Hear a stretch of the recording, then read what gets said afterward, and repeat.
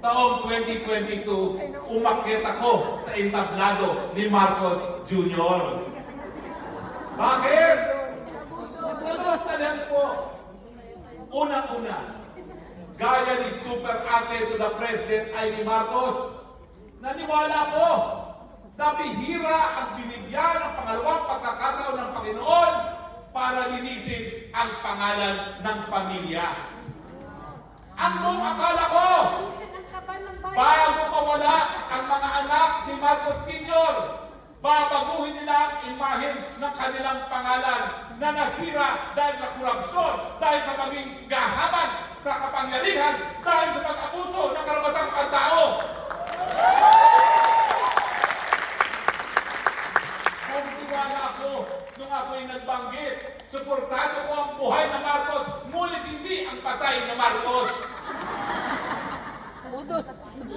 Nabudol po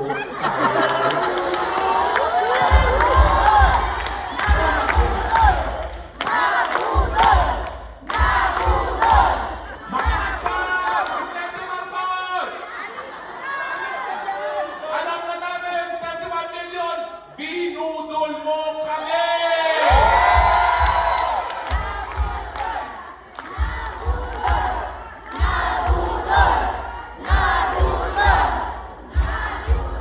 Unang-una, ang payapangan pangako niya, magkakaroon tayo ng unity, pagkakaisa para harapin ang lahat ng paghamon. Anong nangyari?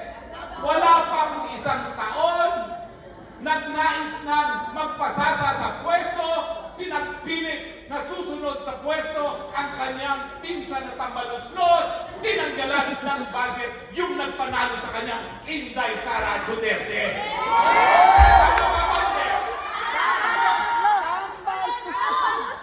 Hindi lang po yun. Wala pang 2 taon. Abay palibasa, anak ng tatay niya. Lahat ng kritiko sinusupil. Kasama na dyan ang SMNI, ang tanging istasyon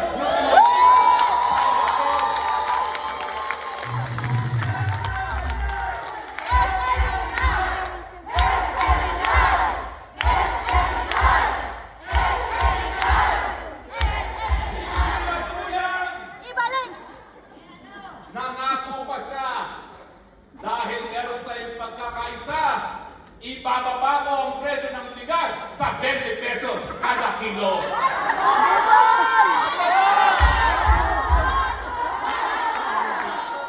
Yung pala, yung 20 pesos ng bigas, isang supot ng ice candy lamang. Hindi lang po yan.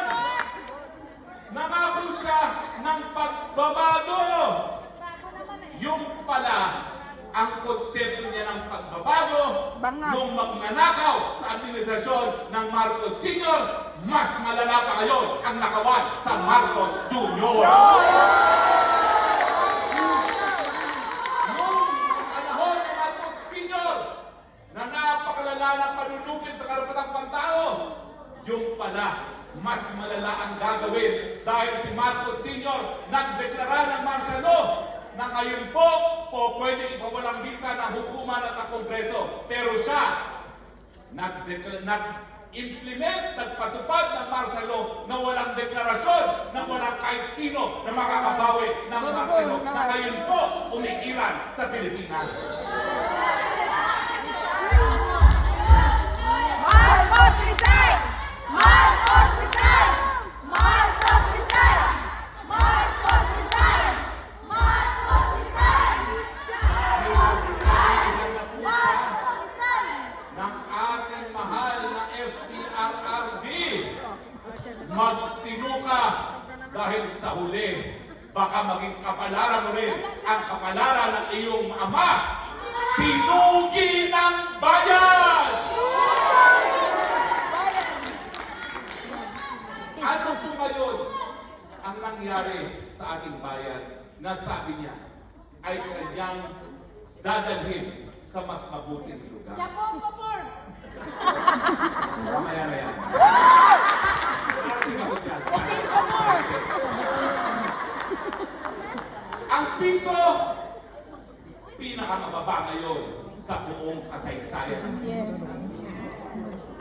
pagkagutom, pinakamatindi sa administrasyon ni Marcos Jr.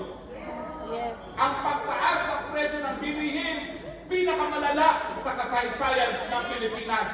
Marcos Jr., salamat sa bagong Pilipinas dahil bagong pahirap ka sa sambayanang Pilipino.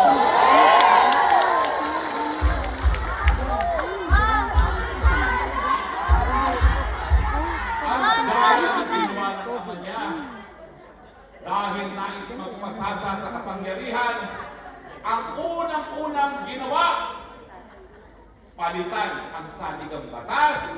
Paano? Sa pamamagitan ng pamudmod ng nakaw na yaman galing sa kaban ng bayan. Saan ka nakakita? People's Initiative daw, pero ang mga lagda binibili. Saan ka nakakita? People's Initiative daw, ang mga lagda kapalit ng ayuda na binawasan pa ng mga hinayupa. Ang mga kala natin, pagbabago ang nangyari na ulit na naman ang mapait na kasaysayan ng Pilipinas. Marcos, hindi lang diktador, ang tawag ngayon, adiktador.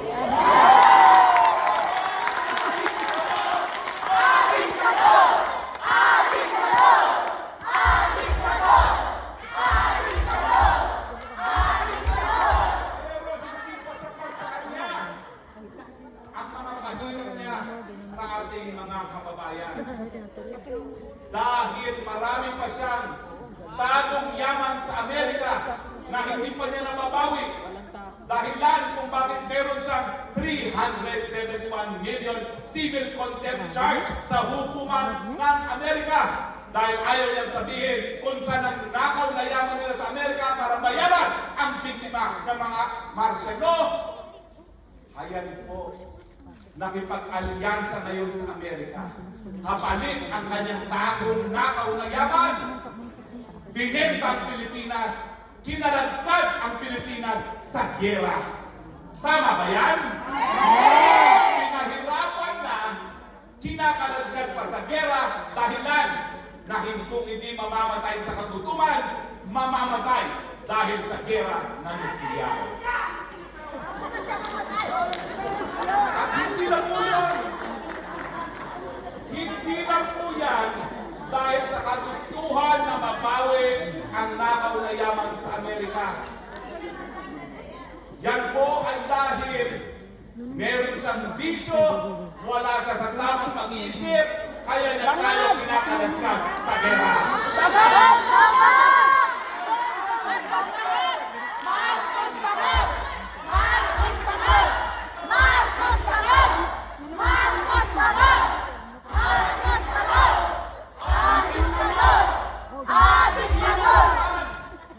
Ang nasa tamang pag-iisip na nais ngayong makipaggera sa karating bansa na sa nakalipas na 5 taon, wala naman tayong naging hidwaan, walang naging gera.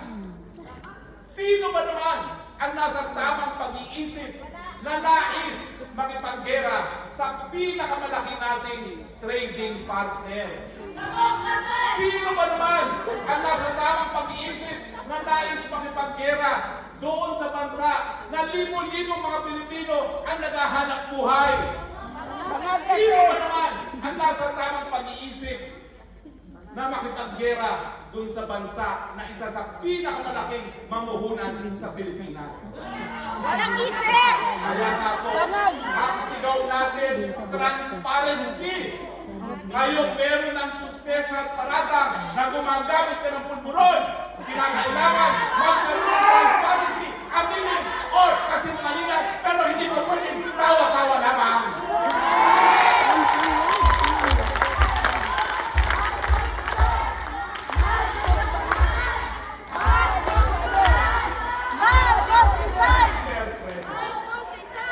Pinagbibigyan kita dahil ang narinig namin sa PIDEA Leaks ay meron lamang confidential informant na nakikita kang humihit-hit ng pulburon.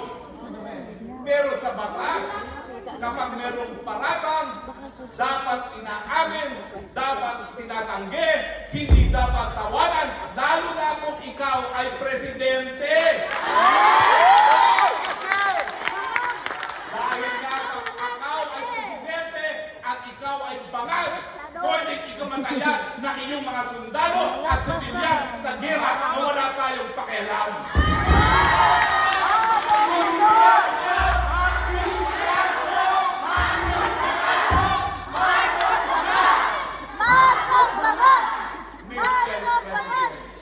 Pakinggan mo yung mga kababayan sa Japan na tinatawag kang adiktador. Adiktador! Adiktador! Adiktador! Adiktador! Pakinggan mo ang mga kababayan sa Japan na tinatawag kang bangag.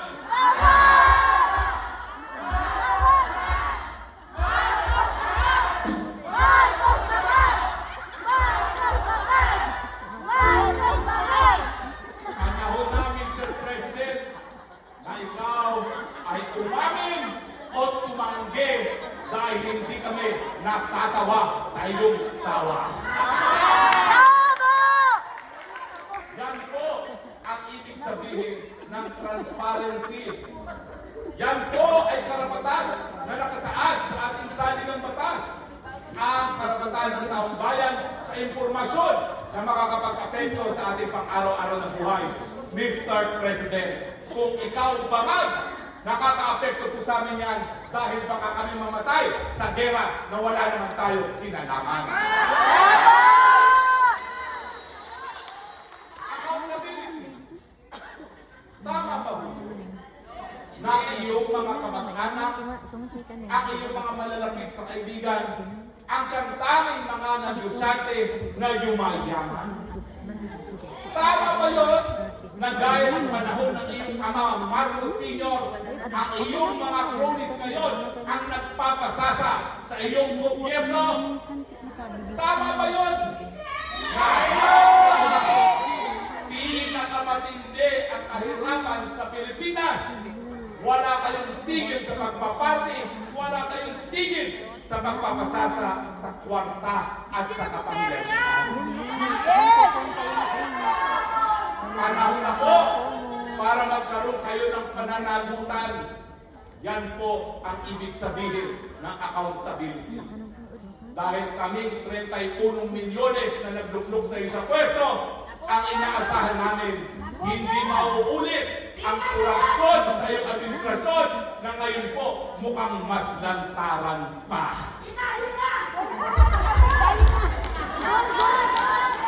At Mr. President, hindi lang po gobyerno ng Pilipinas ang nagdeklara na yung CPP-NPA na yan ay terorista. Ang Amerika, ang European Union, pati po ang Japan, dineklara na terorista ang CPP-NPA. Pumapatay ng sibilyan. Ginagawang mandirigma ang katutubo at ang kabataan. Naniningil ng revolutionary tax. Nagpapataw ng parusa na walang sapat na due process. Nambobomba ng mga inosenteng sibilyan. Yan po ay gawaing terorista. Bakit kung totoo ang sinasabi mo na mapupulbos na yung mga terorista yan, bakit ka nakikipag-usap ng kapayapaan? At bakit kakampin mo sila ngayon sa Kongreso kasama ni Tambaluslos? Tambaluslos! Tambaluslos! Marinig mo na! Yang wala pong masamang mag-ambisyon. Libre ang mangarap. Pero mga Pilipino sa Japan, boboto ba kayo kay Tambaluslos?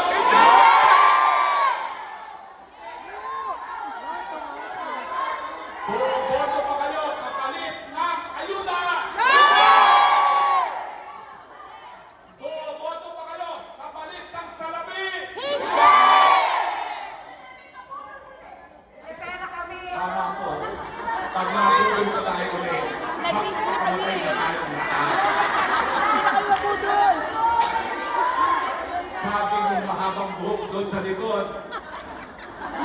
Ang ibig sabihin po niyan, pahabain mo pa.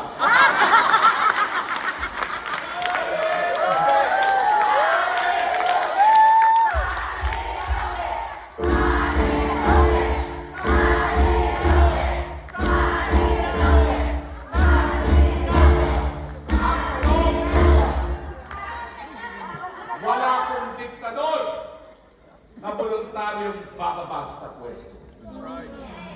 Ang tanong, mga Pilipino sa Japan. Pito power! Dalawang beses na sa ating kasaysayan na ang taong bayan bilang soberenya ang naghusga na tama na, sobra na. Ang tanong, Tama na! kayo ang mga Pilipino sa Japan, maghuhusga na ng tama na at sobra na.